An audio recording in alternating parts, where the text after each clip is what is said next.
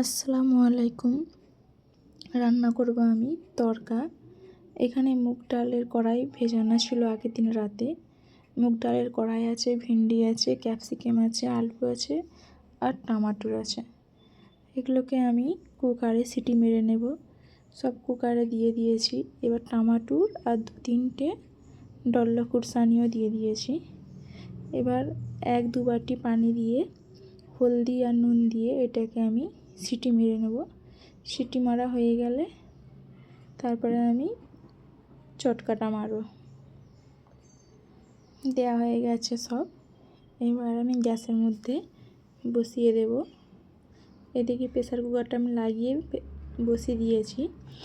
এদিকে তরকার সিটি মেরে দিয়েছে। পেঁয়াজ কুচি, আদা রসুন বাটা, শুকনো লঙ্কা বাটা, গরম মশলা আর তেজপাতা, একটা গোটা শুকনো লঙ্কা আছে আর জিরে গুঁড়া। কড়াই বসিয়ে দিয়েছি। কড়াই গরম হয়ে গেছে। কড়াইয়ের মধ্যে আমি সরষের তেল দিয়ে দিয়েছি। তেল গরম হয়ে গেছে। তেলেতে আমি গরম মশলা, তেজপাতা, শুকনো লঙ্কা দিয়ে দিয়েছি। দিয়ে হালকা নাড়াচাড়া করে নেব। ওইদিকে প্রেসার কুকারে সিটি মারছে। এগুলো ভালোভাবে নাড়াচাড়া হয়ে গেছে। এবার আমি পেঁয়াজ কুচিটাও দিয়ে দিলাম।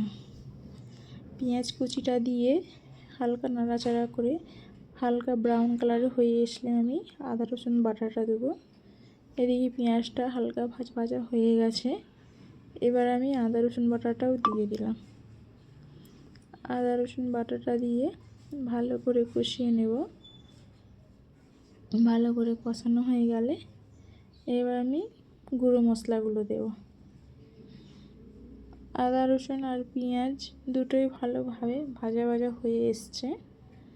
এদিকে তরকা হয়ে গেছে। সিটি মারা দেখছি ভালোভাবে সেদ্ধ হয়ে গেছে। এবার আমি এদিকে মশলাতে গুঁড়ো মশলাগুলোও দিয়ে দিলাম।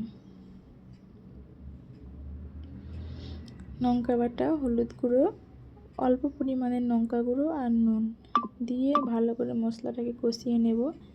অল্প পরিমাণের পানি দিলাম। দিয়ে ভালো করে মশলাটা আমি কষিয়ে নিচ্ছি।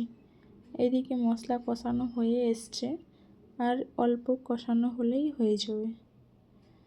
দেখতে দেখতে মশলা কষানো হয়ে গেছে। মশলা থেকে তেল ছেড়ে দিয়েছে। এবার আমি সিটি মারা তরকাটা মশলাতে দিয়ে দিলাম। দেওয়া হয়ে গেছে। এবার ভালো করে এটাকে আমি নাড়াচাড়া করে হালকা ফুটে গেল উপর থেকে জিরে গুঁড়া দিয়ে দেব, হয়ে যাবে।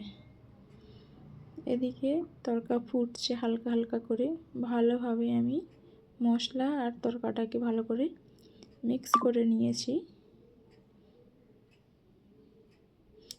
এদিকে তরকা হয়ে গেছে। এর মধ্যে আমি উপর থেকে জিরে গুঁড়া দিয়ে দিলাম। এখানে আমার তরকা রান্না করা পুরো কমপ্লিট।